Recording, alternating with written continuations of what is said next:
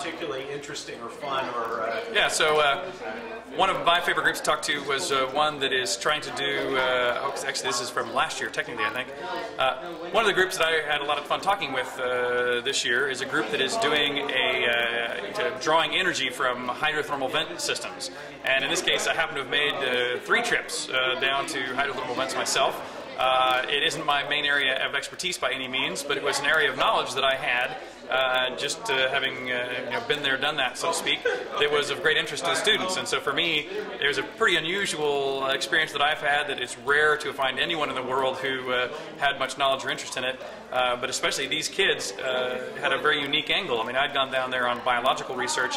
They were very interested in using it for energy development, and so it was a great opportunity for us to sit down. We stood outside after they closed this building. We had a long discussion inside, got kicked out at the end of the night, and hanging out on the front porch for a couple of hours. So we exhausted ourselves before we went home last night. Oh, great, excellent. Anything else you'd like to add? That's good. Great. Yeah.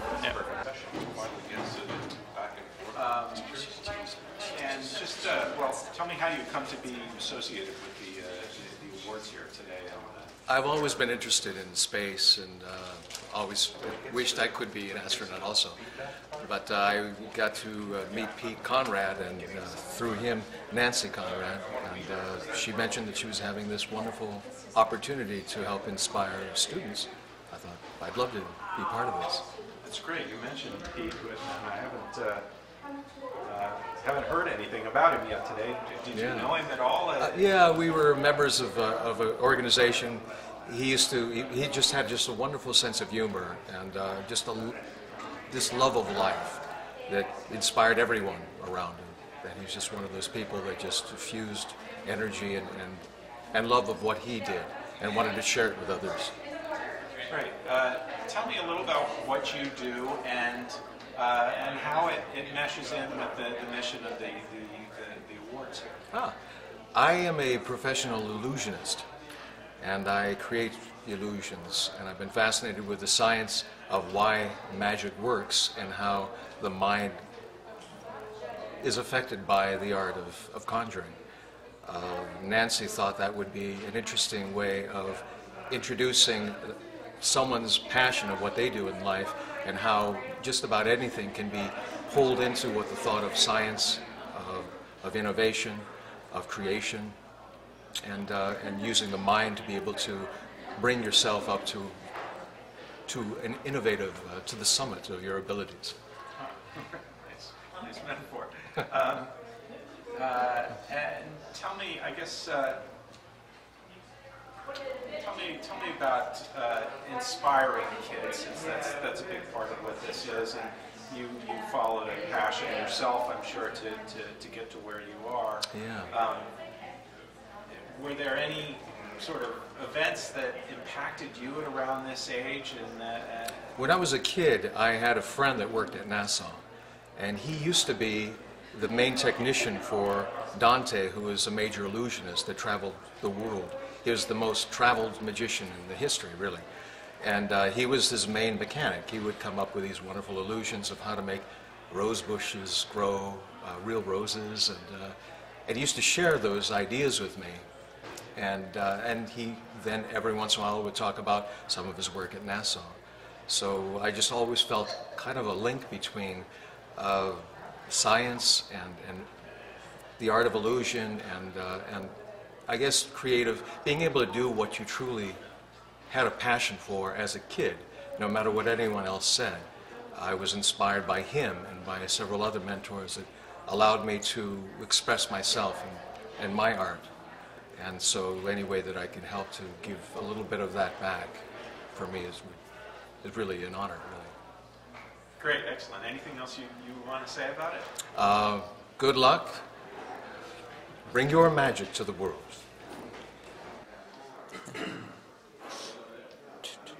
Okay, so just for the record, your team is? NativeSun.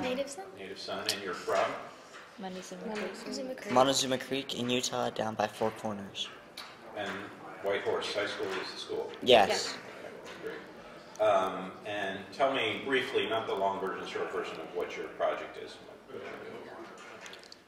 We're here for their renewable energy category.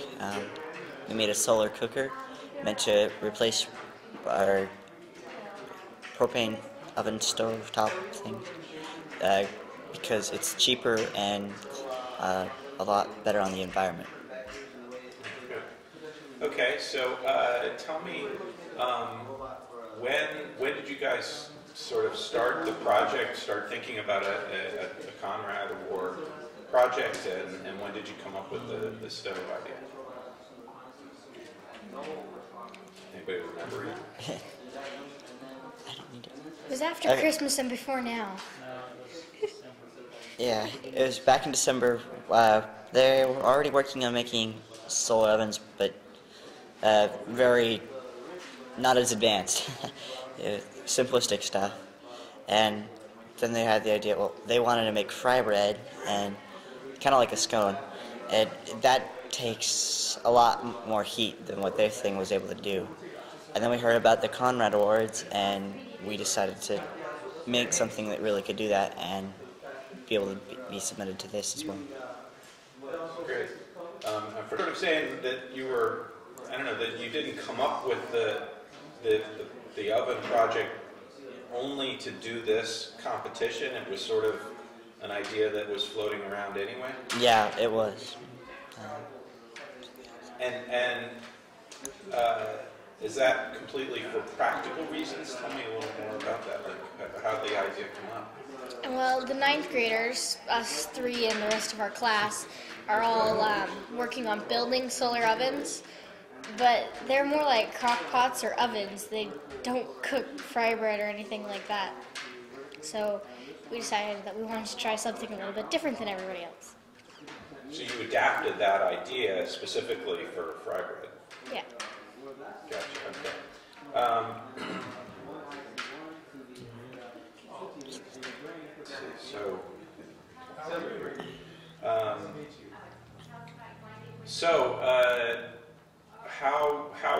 How long have you guys been at the process of now trying to adapt the oven? I watched your video and saw you did a bunch of trials and tests. And how was that whole process of developing the product?